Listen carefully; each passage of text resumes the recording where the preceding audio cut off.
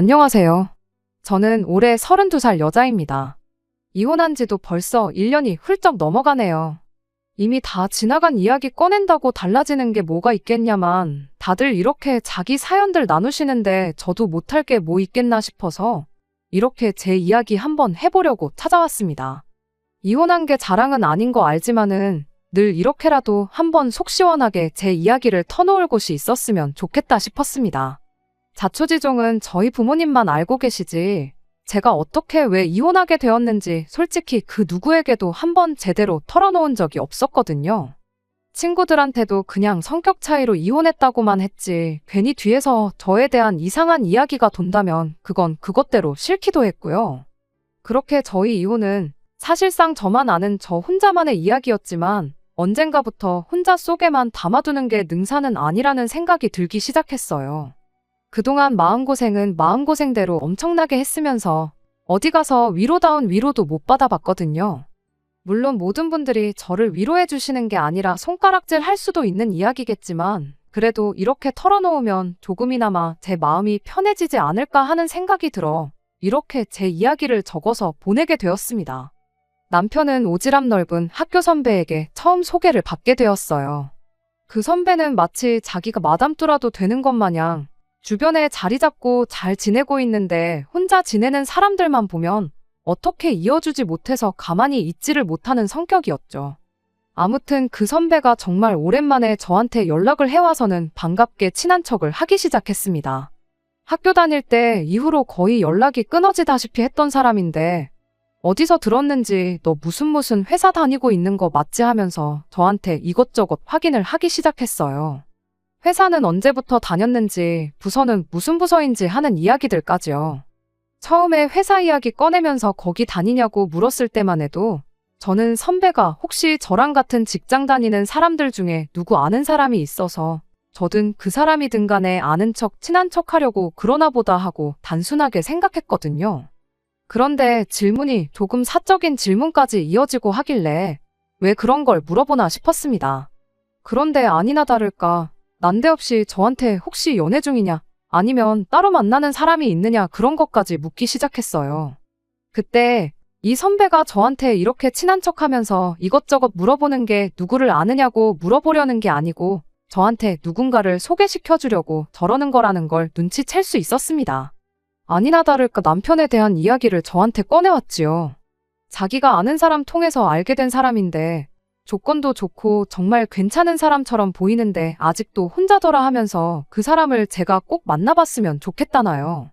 그런데 마침 그때쯤 저도 이제 나이가 나이인데 결혼 생각도 해야 하지 않나. 그런데 남자라고는 회사에서 만나는 직장 동료들 뿐인데 어디 가서 사람을 찾아야 하나. 뭐 그런 생각을 하고 있던 시기였거든요.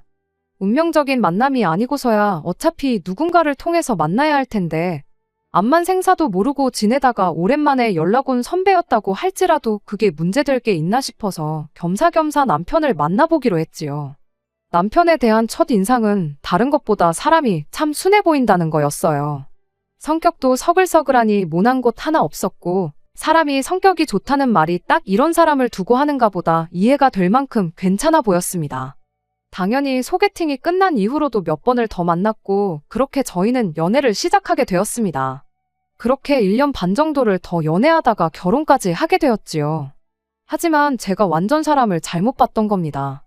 남편뿐만 아니라 남편의 가족들까지도요. 결혼을 결심할 때 시어머니가 안 계시다는 건 전혀 고려 대상이 아니었습니다. 남편의 어머니가 남편 어릴 적에 아버님과 이혼을 했다고 들었거든요. 시어머니하고 어쩌다가 이혼을 하게 되었는지 제가 따로 물어본 적은 없는데 대충 젊었을 때 일에만 매달리다 보니 집에 좀 소홀했다. 그로 인해 집사람이 힘들어했고 그렇게 이혼을 하게 되었다. 라고만 간략한 설명을 들었어요. 그때까지만 해도 저는 시아버지가 그렇게 크게 잘못하신 건 아니구나 하는 생각을 했었습니다. 자초지종을 들어보니 아버님께서 가장의 역할을 하느라 집안일을 신경 쓰지 못하셨던 것 같은데 그걸 가지고 이혼을 했다고 하니 솔직히 배불러 낳은 자식을 일하느라 정신없는 남편에게 떠넘기고 떠난 시어머니가 잘못했으면 잘못했지 시아버지가 잘못하셨다고는 그렇게 생각조차 하지 않았어요. 아버님은 이름은 처음 들어보는 회사긴 하지만 특유의 성실함과 부침성으로 영업사원으로는 최초로 회사에서 임원 타이틀을 달이 썼다고까지 합니다. 영업일을 하셨다니 집안일에 소홀하실 수 없으셨겠구나 생각했고, 임원까지 달았다고 하니 실력도 좋고 회사를 위해 엄청 노력도 하셨구나 싶었기도 하고요. 그런데 저희가 결혼식을 올리고 얼마 지나지 않았을 때 일이었습니다. 뜬금없이 시아버지로부터 전화 한 통을 받게 되었어요. 원래 자기가 이렇게 미리 언질도 없이 전화하는 사람이라며 저를 안심부터 시켜주셨죠. 저한테 전화했던 이유가 다른 게 아니고 저희 결혼식 할 때 비용이 얼마나 들었는지 한번 물어보고 싶어서 전화하셨다는 거예요. 얼마나 썼냐고 잔소리하려고 그런 건 아니고 저희 결혼식이 너무 인상 깊고 좋았다고요. 그리고 있으면 결혼식 날 비디오 찍은 것도 같이 보내달라고 하시더라고요. 저는 그래서 그게 혹시 아는 분 누구한테 아들내외 결혼하는 거 보여드리려고 하시는 건가 싶었어요. 결혼식 영상도 같이 달라고 이야기를 꺼내셨던 걸로 봐서 혹시나 이혼해서 갈라선 남편의 어머님께 아들 결혼하는 모습 보여드리고 싶어서 그러시는 걸 수도 있겠다 싶었죠. 결혼 비용 이야기를 굳이 꺼내신 이유는 뭐 그렇게 어머님한테 우리 결혼하는 거 보여드리고 자식 결혼하는데 땡전 한 푼 안 쓸 거냐며 뭐라도 받아다 주시려고 그러나 그렇게 생각했죠. 물론 제가 너무 앞서 나간 거였습니다. 어디에 필요한지는 따로 말을 안 해주셨는데 그로부터 몇 주 정도 지나서 왜 아버님이 굳이 그런 것들을 물어보셨는지 알게 되었지요. 그날은 난데없이 시아버지가 저희를 집으로 부르셨던 어느 날이었습니다. 다른 건 몰라도 평소에는 가족들끼리 모이는 일이 있거나 시댁에 가야 할 일이 있으면 미리미리 저희 시간 물어보고 약속부터 잡는 분이었는데 그런 식으로 갑작스레 집에 오라고 하는 게 무슨 일이 있는 건가 싶었죠. 남편도 무슨 일로 저희를 부르시는지 모르는 눈치였어요. 무슨 급한 일이라도 있는 건가 깜짝 놀라서 부랴부랴 시댁으로 찾아갔는데 그때 정말 생각지도 못한 상황을 맞닥뜨리게 되었습니다. 시아버지 옆에는 웬 처음 보는 여자분이 나란히 앉아 계셨어요. 어딘가 조금 낯이 익은 것 같아 기억을 되짚어보니 저희 결혼식 때도 오셨던 분이었습니다. 식 끝나고 식사할 때도 두 분이 가깝게 앉아서 밥을 먹고 계셨는데 주변에 같이 앉아 계시던 분들이 아버님이랑 같이 골프 치러 다니시는 분들이었던 걸로 보아 모임에서 친하게 지내는 분이라고 생각했거든요. 그런데 그 모임분들이 따로 계신 게 아니고 두 분이서만 떡하니 앉아 있었으니 직감적으로 두 분이 그냥 알고만 계시는 사이는 아니겠구나 하는 생각이 들었어요. 그리고 아니나 다를까 그제서야 아버님이 저희에게 그분에 대한 이야기를 먼저 꺼내오셨습니다. 거의 5년이 넘는 시간 동안 만나고 있는 사람이라고요. 지난 20년이 넘는 시간 동안 혼자서 남편을 키웠고 뒷바라지를 해주다 못해 이제 장가까지 보내지 않았냐시면서 너희들 결혼하는 모습 보고 나니 당신도 이제 언제까지 남자친구, 여자친구로 지내는 게 아니라 새 장가 들어서 살림 차리고 살고 싶다는 말을 꺼내오셨습니다. 새 출발을 하고 싶다는 소리셨지요. 저야 뭐 이제 이 집의 식구가 된 건데 해라 하지 말라 할 상황이 못 되었죠. 오히려 그간 아버님이 혼자 엄청 고생하셨다는 걸 어느 정도 인정하고 있던 저였다 보니 오히려 축하드릴 일이라고 생각했어요. 하지만 중요한 건 제 의사보다야 남편 의사가 가장 중요한 게 아닌가 싶었습니다. 그런데 남편 표정이 웃고는 있지만 썩 박지 않은 게 이 상황을 못마땅해 하고 있다는 걸 안 봐도 느낄 정도였어요. 하지만 거의 반평생을 혼자서 지내온 아버지가 이제 새 장가를 가겠다는데 그걸 그 자리에서 반대하는 자식이 세상에 어디 있겠나요? 결국엔 아버님께 축하드린다고 말씀을 드렸죠. 그렇게 그날 두 분과 식사를 마치고 저희는 집에 돌아왔습니다. 남편은 겉으로 내색은 하지 않았지만 이 상황이 못마땅하다는 건 안 봐도 알 수 있었어요. 아버님이 그분과 결혼하시면 그분이 내 시어머니가 되는 거냐 하고 물었더니 남편이 시어머니는 무슨 아줌마라고 부를 수는 없으니 적당히 여사님이라고 부르면 되는 거 아니겠냐며 단호하게 제 말을 자르더라고요. 남편이 왜 그렇게 그분을 마음에 안 들어 하시는지는 대충만 봐도 이유를 알 수 있었어요. 어머님에 대한 그리움도 그리움이겠지만 아버님 연세가 그때 60대 중후반이셨는데 그분이 나이가 50대 초반이셨거든요. 아무리 같이 골프 치러 다니고 하면서 친분이 두터워졌다고 하더라도 그 나이에 결혼이 말이나 되냐면서 분명히 아버지 재산을 노리고 결혼하려고 그러는 거다 하면서 강한 적개심을 숨기지 않았죠. 그런 남편의 마음과는 다르게 두 분은 그날로부터 2달 정도 지나서 결혼식을 올렸습니다. 결혼식이라고 뭐 거창하게 한 건 아니고 친척분들하고 가까운 사람들만 불러서 조촐하게 식을 올리긴 했는데 아버님이 어째서 저한테 저희 결혼식 비용에 대해 물어봤는지 청첩장을 받고 나서야 알게 되었어요. 결혼식장이 저희가 결혼식을 올린 장소랑 똑같았거든요. 제가 결혼식 준비하면서 엑셀로 정말 처음부터 끝까지 싹 정리해 놓은 걸 그대로 보내드렸는데 청첩장 디자인부터 시작해서 하나도 빠짐없이 제가 보내드린 그대로 준비를 하셨던 거예요. 저희 부모님도 시아버지 세장가 가는 결혼식에 오셨는데 너네 결혼 안 돼서 결혼하실 줄은 상상도 못했다고 하시는데 참 이걸 나쁘다고 하긴 뭐하지만 기분이 썩 기쁘지는 않았습니다. 아무튼 그렇게 아버님은 새살림을 차리게 되었어요. 그리고 두 분은 신혼여행이라고 가까운 동남아로 여행까지 떠나셨지요. 그리고 두 분이 신혼여행 다녀온 지 며칠 지나서 여사님이 저한테 따로 연락을 해왔습니다. 두 분이 신혼여행 다녀온 지가 벌써 일주일이 지나가는데 우리 며느님은 시댁에 언제쯤 올 생각이냐면서요. 아무리 없다가 생긴 시어머니라지만 며느리 할 도리는 하고 살아야지 않겠냐 하고 자기 할 말만 하고 전화를 끊어버리는데 이게 다 무슨 소리인가 싶었어요. 말로는 잘 지내보자고 하는데 나한테 며느리 도리를 바라는 건가 하는 찝찝한 기분이 들기 시작했죠. 그래도 괜히 제가 불편해하는 티를 내면 괜히 상황만 안 좋아지겠다 싶어서 남편한테는 따로 이야기를 하지 않았어요. 안 그래도 남편이 여사님을 탐탁치 않아 하는 걸 알고 있는데 살림 합치자마자 저한테 며느리 도리를 강요하며 시어머니 노릇을 하려 들었다는 말을 꺼내면 남편이 그냥은 넘어가지 않을 수도 있겠다 싶었거든요. 그리고 일단 이야기가 나왔으니 그 주 주말에 시댁에 다녀왔습니다.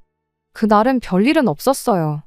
뭐랄까 여사님이 저한테 뭘 시키고는 싶어 하는데 남편이 말 한마디도 안 하고 가만히 있으니 조금 그 눈치를 보셨다고 해야 하나. 식사 마치고 나서도 설거지 이 많은 걸 언제 다 하냐 하면서 툭툭 던지는 말 한마디가 저보고 눈치껏 행동하라는 것처럼 보였는데 그런 말을 꺼낼 때면 슬쩍슬쩍 저희 남편 눈치를 보는 게 나름대로 어느 정도 선을 긋고 있는 것처럼 보였습니다. 그래서 저도 눈치껏 행동했어요. 여사님이 설거지하는 동안 제가 냉장고에서 과일이며 이것저것 꺼내서 후식을 준비했죠. 그렇게 나름 약삭빠르게 행동하고 있었는데 그로부터 한 2-3달쯤 지나서였나? 이건 좀 아니지 않나? 하는 생각을 하게 되는 일이 있었습니다. 하루는 시아버지한테서 연락이 왔어요. 지금 집사람이 니들 주려고 총각김치 담근 거 한 통 들고 가고 있다고요. 챙겨주시는 거야 감사한데 문제는 그때가 한낮이었거든요. 당연히 저랑 남편은 둘 다 회사에 있어야 할 시간이었으니 당연히 집은 비어있는 상황이었습니다. 아버님께 조금 늦게 오시지. 지금 집에 아무도 없는데 어쩌냐고. 김치 해주신 건 잘 먹겠다고 저희 집 현관 앞에 두고 가주시라 전해달라 슬쩍 물었는데 아버님이 그래도 들고 간 사람 성의가 있는데 집 비밀번호를 알려달라고 하시더라고요. 엄청 서운하다는 말투로 말을 하시는데 거기다 대고 비밀번호를 끝까지 안 알려드릴 수가 없었어요. 자식인 남편도 있는데 왜 굳이 이런 전화를 저한테 하시는지 참 원망스럽더라고요. 애초에 저희가 뻔히 회사에 있을 시간이라는 거 알고 찾아오신 게 이유가 있지 그냥 오신 건 아니겠구나 생각하고 있었는데 아니나 다를까 곧바로 비밀번호를 알려준 게 화근이 되었어요. 이튿날 아침에 여사님이 출근길에 저한테 전화를 해왔습니다. 전날 총각김치 두고 가면서 저희 집 냉장고를 보게 되었는데 아무리 젊은 사람 둘이 산다고 한들 어떻게 냉장고를 그렇게 텅텅 비워둘 수 있느냐며 한 소리를 하셨죠. 한국 사람은 밥심으로 일한다는 소리 못 들어봤냐고. 특히 우리 아드님 밖에 나가서 일하려면 고생일 텐데 너무 부실하게 먹이는 거 아니냐고. 그건 시어머니로서 두고 볼 수가 없다는 겁니다.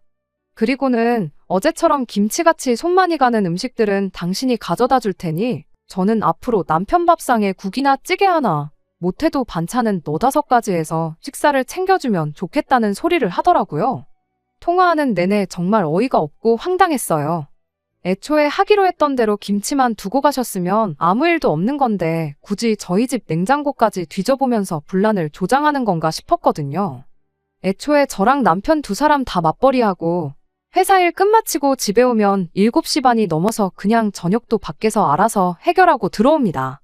결혼하고 한 번은 남편이 집밥 이야기를 꺼낸 적이 있었는데 그때 이미 남편과 식사 문제에 대해서는 이야기가 다 끝난 상황이기도 했어요.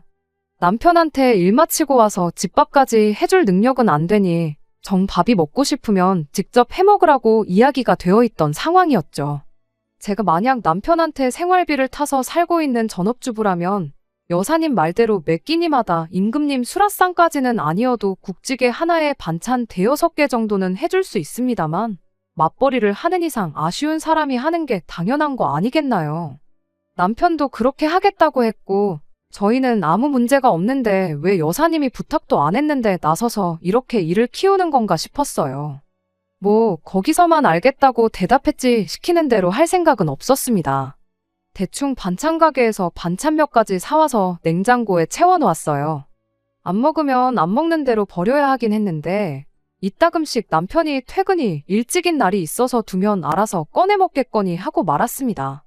하지만 여사님의 시어미질은 거기서 끝이 아니었어요. 며칠 지나서 또 여사님한테 연락을 받게 되었습니다. 이번에도 제가 회사에 있을 때 걸려온 전화였고 그냥 한 게 아니고 또 저희 집을 한 바퀴 순찰하고 했던 전화였어요. 이번엔 저희 집 옷장을 뒤져봤나 보더라고요. 우리 아드님 입고 다니는 옷이 많이 낡았다질 않나? 와이셔츠를 보니 꼬깃꼬깃한 게 다림질 같은 거 안 해주냐 하면서요. 사회생활하는 남자가 밖에 나가서 꼬리 우스우면 대접 못 받는다고. 그리고 남편 옷차림새가 저러면 우리 며느님도 같이 싸잡혀서 욕먹는 거 모르냐는 소리를 하는 겁니다. 남편 옷도 똑바로 못 입히고 출근시킨다고 내줘도 똑바로 못 해주는 마누라라고요. 제가 뭐 현모양처 소리를 듣고 싶은 것도 아니었고 그날은 그냥 남편한테 옷도 좀 똑바로 다려입고 다녀라 하고 잔소리 좀 하고 말았습니다. 옷장에 있는 옷들 중 너무 오래돼서 포만 나는 옷들도 그 길로 싹 다 치워버리고 새 옷도 사줬죠. 가만 보면 제가 여사님이 시키거나 원하는 대로 반 정도는 해줬어요. 밥을 차려주거나 옷을 다려주거나 하는 주체가 제가 아니었을 뿐이었지. 비밀번호도 안 바꾸고 계속 여사님이 들락날락하게 냅두고 그렇게 한 데에는 다 이유가 있었습니다. 일단 남편이 여사님을 탐탁치 않아 한다는 게 가장 큰 이유였어요. 그냥도 저렇게 싫어하는데 이렇게 저희 없을 때 집에 들락날락거리면서 꼬투리 잡아 시어미질 하는 걸 남편이 알게 되면 무슨 일이 생겨도 생기겠거니 싶었거든요. 그렇게 거의 일주일에 한 번꼴로 여사님의 잔소리를 들으며 지냈습니다. 그런데 듣기 좋은 꽃노래도 한두 번이지 안 그래도 듣기 싫은 말을 일주일마다 듣게 되니 저도 점점 인내심이 바닥나기 시작했어요. 원하는 대로 하고 있는 척을 해줘도 그 다음 주가 되면 제 정성이 부족해 보인다느니 하는 소리로 꼬투리를 잡기가 일쑤였지요. 그렇게 제가 반년 정도를 혼자 견디고 있다가 이제는 도저히 안 되겠다 싶어서 남편한테 이 이야기를 꺼냈습니다. 사실 그간 여사님이 매주마다 우리 집 비어있을 때 찾아와서는 살림하는 거 간섭하고 그걸 가지고 나한테 잔소리도 하고 아주 미치고 팔짝 뛰기 직전이라고. 너무 지치고 피곤하다고 하소연을 했죠. 별로 마음에도 들어하지 않는 사람이 우리 집에 몰래 들락거리며 저한테 잔소리까지 한다는데 저는 당연히 남편이 그 이야기를 듣고 불같이 화를 낼 줄 알았어요. 그런데 남편의 반응은 제 예상과는 정반대였습니다. 남편은 오히려 여사님이 너랑 친해지고 싶어서 그러는 거 아니겠냐며 그럴 게 아니고 이참에 먼저 연락해서 시어머니 대접도 해주고 애교도 부려보고 그러라는 거예요. 이게 무슨 상황인가 싶었죠. 남편이 여사님을 못마땅해 하는 줄 알았는데 갑자기 사람이 돌변했으니 말입니다. 그 꼴을 보니 내가 머리에 지난 반년을 참고 살아왔는지 싶었어요. 남편이 여사님을 탐탁치 않아 하는 건 사실이긴 했는데 남편은 시간이 지남에 따라 그 마음이 풀어지기 시작했던 거예요. 여사님 덕분에 아버님이 엄청 멀끔해지셨다고 얼굴에 생기도 돌고 요즘 좋아 보이신다고 하는 걸로 봐서는 남편 딴에는 어머니에 대한 그리움만큼 아버님에겐 감사한 마음이 가득했던 거죠. 처음에야 어머니의 빈자리를 차지하려 드는 여사님이 마음에 들지 않았지만 반대로 아버님이 전에 없이 잘 지내는 걸 보니 그 마음의 문을 활짝 열어버린 것 같아 보였습니다. 저는 그런 것도 모르고 괜히 집안에 분란이라도 생기진 않을까 혼자서 꾹꾹 눌러 참으며 그 스트레스를 견뎌왔던 거고요. 진작에 말했으면 상황이 달랐을까 싶은 후회도 있었지만 어쨌든 이젠 남편도 별로 도움이 안 되는 걸 알았고 저도 그냥 당하고 지내지는 말아야겠다. 그렇게 마음을 고쳐먹었습니다. 그래도 그 후로 몇 주간은 제 나름대로 그때그때 상황에 맞춰서 잘 넘기고 있다고 생각했거든요. 말도 안 되는 다림질이나 오첩반상 이야기 같은 건 확실히 싫다고 거절하고 대신 저희가 알아서 현명하게 잘하고 있다 설명을 드리는 식으로 말이에요. 그리고 앞에선 그렇게 하겠다 하고 뒤에선 그냥 원래 하던 대로 하는 식으로 나름 현명하게 넘기고 있다 생각했습니다. 하지만 그런 저희 노력에도 불구하고 여사님하고 한바탕 하게 되는 사건이 일어나게 되었어요. 남편이 여사님 편으로 어느 정도 돌아서고 나서 반년이 채 지나지 않은 시점이었습니다. 시아버지가 저희를 불러서 재혼하겠다는 말을 꺼냈을 때와는 비교도 안 될 만큼 충격적인 일이 하나 터지게 되었어요. 바로 여사님이 아이를 갖게 되었다는 사실이었죠. 아버님도 참 대단하신 게 남편한테 칠순 때 집사람하고 둘이 해외여행이나 보내달라 그런 이야기를 하고 계시는 와중에 저한테 생각지도 못한 도련님을 선물해 주실 줄은 몰랐습니다. 50대 초반의 아이를 가진 여사님도 참 대단하다 싶었고요. 그래도 한편으론 이제 아이돌 보고 그러시려면 괜히 쓸데없이 우리 집 찾아와서 꼬투리 잡고 잔소리하고 그런 문제는 사라지겠구나 생각했어요. 다른 것보다 그것만큼은 환영할 일이라고 생각했지요. 그리고 그때쯤부터 여사님이라는 호칭 대신 어머니, 시어머니라 불리기를 원하셨어요. 이제 한 핏줄인 자식도 낳게 되었는데 아이한테 여사님이라고 불리는 모습을 보여주고 싶지 않다는 게 이유였지요. 아버님도 그때부터는 이제 여사님을 어머님이라고 불러달라 하셨고요. 호칭이야 저한테 크게 중요한 건 아니었으니 어려울 건 없었습니다. 남편 또한 일이 이렇게 된 거 여사님을 새어머니로 받아들이기로 한 것처럼 보였고요. 그때부터 여사님은 저희에게 시어머니, 새어머니가 되었습니다. 거기까지는 솔직히 문제라고 할 것도 없었어요. 보아하니 남편은 이미 여사님에게 마음의 문을 활짝 열은 것 같아 보였지만 저는 아니었거든요. 물론 여사님의 입장을 아예 이해 못하겠던 건 아니었습니다. 이미 아버님과 결혼까지 했지만 시아버지에게 있어서 하나뿐인 자식인 남편이 여사님을 인정해야 비로소 진짜 한 가족이 된다고 생각했겠죠. 하지만 그 과정에서 지난 몇 달 동안 남편 마음을 얻겠다고 저한테 시어머니 노릇하면서 호달구던 거 생각하면 호칭 하나 바뀌었다고 해서 여사님이 제 마음속에 진짜 시어머니가 될 수는 없었지만 말입니다. 아무튼 진짜 문제는 그 이후에 벌어지게 되었습니다. 난데없이 남편이 우리도 이세 계획을 조금 서두르는 편이 좋지 않겠냐는 이야기를 꺼내왔거든요. 저나 남편 벌이도 좋은 편이지만 솔직히 아버님의 경제력 덕분에 저희가 금전적으로는 모자란 게 없다 보니 딱히 자녀 계획을 미뤄야 할 이유는 없었습니다. 다만 제가 저 스스로 전업주부의 삶을 사는 것보다 경력을 쌓으며 제가 하고 싶은 일 하는 삶을 바랬었고 그러기 위해서는 회사 내에서 어느 정도 자리를 잡는 게 급선무였다 보니 자녀 계획을 최대한 미루는 게 저한테는 이득이었어요. 이 부분에 대해서는 남편도 결혼 전부터 합의를 했던 부분인데 갑자기 저렇게 말을 바꾸니 무척이나 당황스러웠지요. 그래서 남편한테 왜 갑자기 아이를 갖자고 하는 거냐고 이유를 물어봤습니다. 남편이 그러더군요. 이제 동생도 태어나는데 우리도 빨리 아이를 가져야 여러모로 이득 보는 게 많지 않겠냐고요. 이득이라니 무슨 이득을 본다는 거냐 물었는데 남편이 대답하기를 그래도 우리 아이가 동생하고 비슷한 시기에 태어나야 어머니한테 아이 맡기고 그러는 게 수월하지 않겠냐고 하더라고요. 말인즉슨 우리 아이가 태어나면 여사님한테 아이를 맡길 수 있지 않느냐는 소리였습니다. 아이 키울 때 가장 힘든 게 갓난아이를 키울 때일 텐데 우리가 최대한 빨리 아이를 가져야지 여사님이 아이 돌보는데 몸이 덜 힘들지 않겠냐는 말이었죠. 틀린 말은 아니지만 애초에 저희가 결혼 전부터 세워놓은 계획이 있지 않냐. 이미 아이가 태어나고 나서 나는 딱 3개월만 육아휴직을 하고 복직을 할 생각이었고 그 이후에는 돌보미분을 고용해서 아이를 돌볼 계획 아니었냐. 굳이 자녀 계획까지 수정해가며 아이를 여사님한테 맡길 이유가 뭐가 있냐고 남편한테 다시 되물었어요. 그랬더니 남편이 아무리 그래도 돌보미분이 가족만큼 우리 아이를 챙겨주겠냐. 뭐 그런 소리를 하더라고요. 그렇게 진짜 어머니 자리를 꿰찬 여자라고 적개심을 가질 때는 언제고 이제는 아예 진짜 어머니 대접을 하는데 솔직히 웃기지도 않았어요.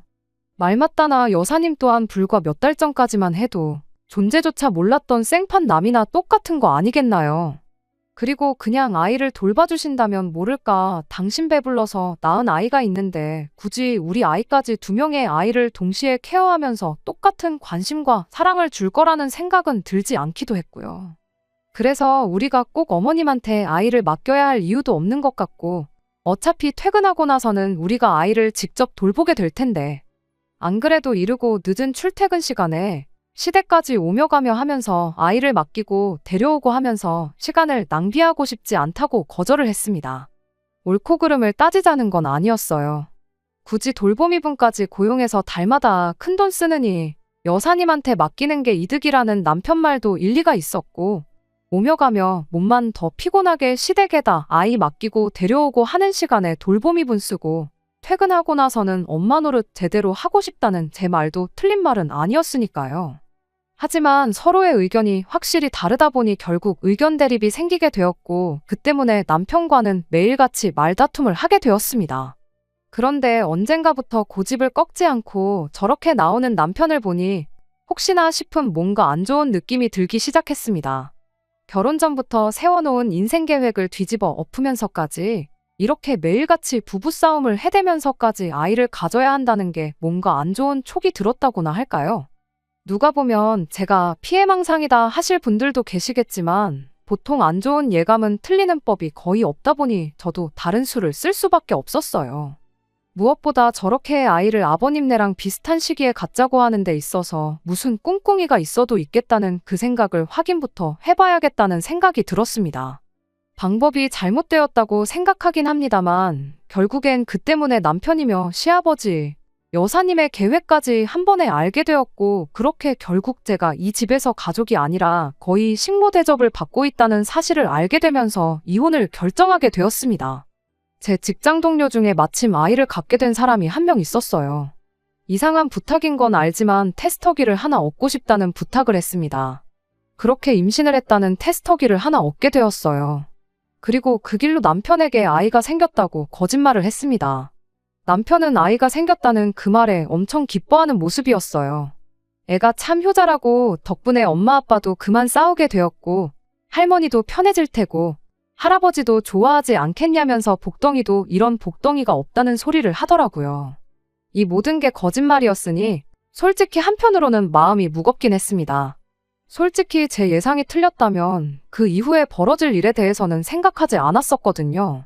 무슨 말로든 변명을 하거나 아니면 납작 엎드려 사죄하거나 했을 테지만 그래도 부서진 신뢰는 주워 담을 수 없겠구나 싶었죠. 아무튼 남편은 곧바로 시댁에 이 사실을 알렸고 그 다음날 시아버지가 축하해주고 싶으니 둘 다 퇴근하고 시댁으로 좀 오라고 바로 말을 꺼내셨지요. 혹시나 그 상황에 병원 가서 제대로 검사받아오라는 말이 나올까봐 긴장이 되긴 했습니다만 성질 급한 아버님 성격을 알고 있었다 보니 여기까지 전부 제 예상대로 흘러갔습니다. 그리고 그 다음날 시댁에 방문했을 때 남편이 왜 그렇게 아이를 갖자고 노래를 불러댔는지 그 진짜 이유를 알게 되었어요. 아버님이 대뜸 저한테 이제 아이가 생겼으면 몸조리를 해야 하지 않겠냐며 당장 회사를 그만두는 게 어떻겠냐는 말을 꺼내왔거든요. 거기서 끝이 아니라 회사를 그만두고 일단 저는 간단하게 짐 챙겨서 시댁에 들어와 살라는 말까지 꺼냈어요. 이유가 뭐인지는 물어볼 것도 없었습니다. 말이 제 몸 걱정이지 그날 시아버지가 저한테 요구해온 건 시댁 들어와 지내면서 여사님 임신 수발 좀 들어달라는 소리나 마찬가지였으니까요. 저야 젊으니까 아이를 가진 상태에서 몸 좀 고생한다고 무슨 일 생기지 않을 테지만 여사님은 나이가 있으니 자칫 잘못했다간 아이한테 문제가 생길 수도 있지 않냐는 이유였습니다. 그리고 둘이 썩 친해 보이지도 않는데 이참에 한 집에 같이 살면서 친해지면 좋지 않겠냐는 소리도 빼먹지 않으셨지요. 그래야 비로소 진정한 한 가족으로 거듭나지 않겠다나요? 저는 무조건 싫다고 그렇게 할 생각 없다고 했습니다. 그랬더니 이 상황을 지켜보던 여사님이 한다는 소리가 자기가 진짜 시어머니였어도 이렇게 나왔겠냐면서 너가 나를 시어머니가 아니라 첩쯤으로 생각하니 나를 우습게 알고 나한테 행동을 그렇게 하는 거 아니겠냐고 빈정거리기 시작했어요. 여사님 또한 그간 저희 집 들락거리면서 잡들이 할 때 제가 대충 대답만 하고 원하는 대로 따르질 않으니 거기에 저한테 불만이 있었던 것 같더라고요. 딱 봐도 이참에 저를 시댁에 합가시켜서 자기 임신수발 들게 하면서 서열 한번 제대로 잡아보려는 속셈이 뻔히 보였습니다. 뭐, 안 봐도 뻔한 이야기겠지만 아마 아이 태어나면 저보고 직장까지 그만두라고 하는데 남편 말과는 반대로 태어날 아이는 물론이고 아버님과 여사님 사이에서 태어날 도련님이던 아가씨던 제가 돌보게 되겠다는 건 안 봐도 뻔한 일이었죠. 그래서 제 생각을 그대로 모두의 앞에서 이야기했어요. 그랬더니 시아버지가 한다는 소리가 시어머니 우습게 아는 며느리는 필요 없다고 한마디 하시더라고요. 그런데 그 와중에 옆에서 남편이 거들기를 새어머니 말이 맞다고. 새어머니가 아니라 진짜 어머니였다면 네가 그렇게 나올 수나 있겠냐고 하는데 어이가 없어서 남편한테 당신은 지금 누구 편이냐고 한마디 물어봤어요. 그랬더니 남편이 저한테다 대고 피는 물보다 진한 법 아니겠냐고 당연히 아버지 편이고 아버지와 부부관계인 새어머니 편이라고 하는 겁니다. 그러고 또 한다는 소리가 저분이 진짜 어머니셨다면 어차피 며느리인 제가 이 집에서 서열이 제일 꼴찌나 마찬가지인데 그렇게 생각하면 기분 나쁠 것도 없지 않냐는 겁니다. 그때 더 길게 두고 볼 것도 없겠다 싶어서 아이 생긴 건 거짓말이라고 한마디 했어요. 자꾸 남편이 아이부터 갖자고 하는 게 촉이 이상해서 다 제가 꾸민 일이라고 한마디 던지니 다들 아무 말도 잊지 못하고 있더라고요. 그리고 곧바로 남편한테 한마디 했죠. 진짜 어머님이 계셨다면 애초에 아이부터 생길 일이 없었을 텐데 내가 배가 불러서 직장까지 그만둬서 어머니 수발 들라는 소리가 나오고 할 거나 있었겠냐고요. 이미 저희 임신 소식이 거짓이라는 걸 이야기했을 때 저는 이 집에서 상종도 못할 천하의 나쁜 X가 되어 있었습니다. 거짓말까지 해가며 시부모 떠보는 며느리는 이 집에 필요 없다길래 저도 지지 않고 한마디 했어요. 애초에 바라던 바였고 내 예상이 틀리지 않아서 오히려 다행이라고요. 이런 인간도 못 되는 집구석에 며느리 노릇하면서 식모살이 하기엔 내 인생이 너무 아깝다고 저 같은 며느리는 이 집에 필요 없다고 하셨는데 빠른 시일 내로 이혼 서류 만들어 올 테니 도장이나 제때 찍어달라고 말하고 시댁을 뛰쳐나왔습니다. 이혼하는 게 두렵지는 않았어요. 애초에 어느 정도 마음의 준비를 했던 상황이기도 하고 저런 집구석에서 여사님 밑으로 여자고 남자고 누구 하나 태어나면 결국 저쪽은 저쪽대로 가족이 하나 더 생겼다고 똘똘 뭉칠 테고 저는 저 혼자서 겉도는 고달픈 신세가 되는 건 불보듯 뻔한 상황이었으니 말이에요. 그날 그렇게 뛰쳐나왔는데도 지 가족들 편든다고 저를 붙잡으러 따라 나오지도 않았던 남편이 막상 제가 진짜 이혼 서류 만들어서 가지고 오니 그제서야 저를 붙잡기 시작하더라고요. 보아하니 여사님 쪽에서도 장가까지 보내서 이제 신경 안 써도 되는 줄 알았던 남편의 아들이 다시 남편 밑으로 들어오는 게 탐탁치 않은 상황이었나 봅니다. 아버님의 재력과 관심과 사랑은 당신 뱃속에 있는 아이가 독식을 해야 하는데 갑자기 혹이 생긴 기분이었을 테니까요. 남편도 혼자서는 지낼 용기가 없었던 건지 그제서야 제 편을 들면서 잘 지내보자고 싹싹 빌더라고요. 하지만 이미 이 사람의 밑바닥을 봐버린 저로서는 굳이 저한테 앞으로 잘하겠다는 이 사람 말 믿고 이혼을 철회할 이유가 하나도 없었어요. 왜 평생 없이 지냈던 어머니가 생겨서 좋았던 거 아니냐고. 나는 그 사람을 시어머니로 받아들일 생각도 없고 부려먹기 좋은 식모로 살 생각도 없으니 가족끼리 똘똘 뭉쳐서 잘 지내보라 한마디 하고 말았습니다. 그리고 그렇게 1년 정도의 진흙탕 싸움 끝에 결국에는 남편과 이혼을 할 수 있었습니다. 숙려 기간이 끝나고 나서 이혼 신고하려고 남편과 만나게 되었는데 남편 꼴이 말이 아니었어요. 그리고 어렵사리 저한테 지금이라도 이혼 취소하고 다시 시작해보면 안 되겠냐고 말 한마디를 꺼내더라고요. 왜 이제 와서 또 마음을 바꾸었냐고 물으니 태어난 동생이 사실 아버지 아이가 아니라는 충격적인 이야기를 전해왔어요. 남편은 저랑 이혼하기로 결정한 직후 다시 시댁에 들어가서 지내게 되었는데 태어난 여사님 아이가 여길 보나 저길 보나 아버님과는 닮은 구석이 하나도 없었답니다.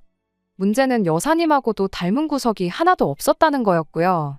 아버님은 별로 신경 쓰지 않는 눈치셨는데 막상 그 집에 들어가서 찬밥 신세가 된 남편이 그래도 혹시 모르니 확인은 해봐야겠다 싶어서 아버님하고 여사님 몰래 친자 검사를 의뢰해봤다나 봐요. 그런데 그때 태어난 아이가 아버님과 여사님 사이에서 태어난 아이가 아니라는 사실을 알게 되었던 거고요. 아직 아버님께는 말씀드리지 않은 상황이라는데 저만 괜찮다면 우리 둘이 다시 합치고 그 악독한 여자를 집에서 쫓아내겠다는 소리를 하더라고요. 아버님한테 물려받을 재산을 생각해보면 결코 손해보는 게 아니지 않냐며 다시 예전처럼 잘 지내보자는데 남편한테 내가 직장이 없냐, 돈이 없냐, 뭐가 아쉬워서 그딴 집구석에 내 발로 다시 기어들어가겠느냐고 한마디 해줬어요. 친자 확인 결과로 그 여자를 집에서 몰아내던 아버님 행복을 위해 눈 감고 모르는 척 살던 네 알아서 하라고 나는 무슨 일이 있어도 이 이혼을 철회할 생각 없다고요. 그렇게 그 길로 이혼 신고 마치고 남편은 물론이고 그 말도 안 되는 집구석과도 영영 이별을 하게 되었습니다. 남편은 끝내 친자 검사한 걸 자기 가슴 속에 묻어두기로 결정한 것 같아 보이더라고요. 그 와중에도 아버님의 행복을 생각해서 내린 결정 같은데 과연 그 결정이 나중에 유산 물려받을 때가 돼서도 유효한지는 그때 돼봐야 알 일이겠네요. 물론 저는 앞으로 더 이상 그 집구석일에 신경 쓸 생각 없으니 남편이 내린 그 결정에 후회를 하게 될지 말지는 그때 가봐야 알 일이지만 말입니다. 끝까지 들어주셔서 감사합니다. 오늘의 사연은 여기까지입니다. 구독과 좋아요, 알람 설정 부탁드리고 더 좋은 사연으로 다시 찾아뵙겠습니다. 감사합니다.